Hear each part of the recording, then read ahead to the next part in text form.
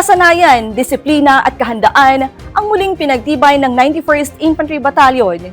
Isinagawa ng unit ang annual Pistol and Rifle Marksmanship Training Program bilang bahagi ng pagpapaunlad sa kakayahan at kahandaan ng mga kawal. Narito ang ulat ni Marlon Perez.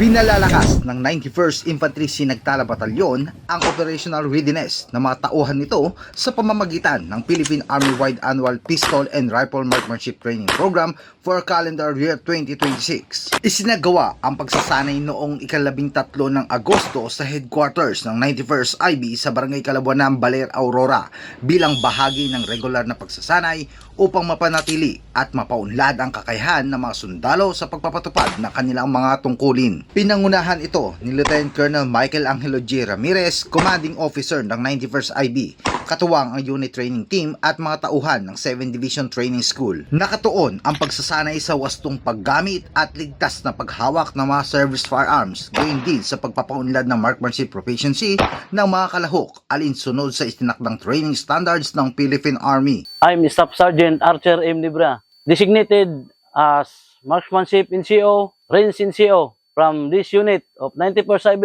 Sinagtala Troopers. Ginaganap namin ito taon-taon yung tinatawag na Annual Marksmanship Record Firing upang sa ganun ang isang kasamanan ko sandaluhan ay hindi makalimot sa kanyang mga ginagawa. At obligasyon namin ito kasi ito ay kaakibat sa pagsusuot ng uniforme ay may kasamang pistol o rifle. Dapat ang isang sundalo bihasa sa skill competency at sa tinatawag naming sundalo asintado. Maraming salamat po. Higit sa technical proficiency, binigyan diin sa aktibidad ng disiplina, safety protocols, proper weapons handling at kahandaan, mga pangunahing elemento sa responsabling pagtupad sa tungkuling militar. Bahagi ito ng tuloy-tuloy na capability development ng Philippine Army upang matiyak na ang mga tauhan nito ay may sapat na kasanayan, disiplinado at handang tumugon sa mga pangangailangan ng kanilang misyon. Sa patuloy na pagsasanay at pagsusukat ng kakayahan, pinananatili ng 91st IB ang mataas na antas ng kahandaan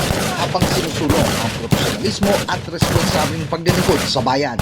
Sapagkat ang tunay na kahandaan na hindi lamang nasusukat sa kakayahan, ito ay nahuhubog sa tuloy-tuloy na pagsasanay, disiplina, kaligtasan at dedikasyon sa tungkulin. Mula dito sa lalawigan ng Aurora, ako si Roharby Liwanag, ang inyong pamilyang kaugnay para sa matatag na hukbong katihan ng Pilipinas.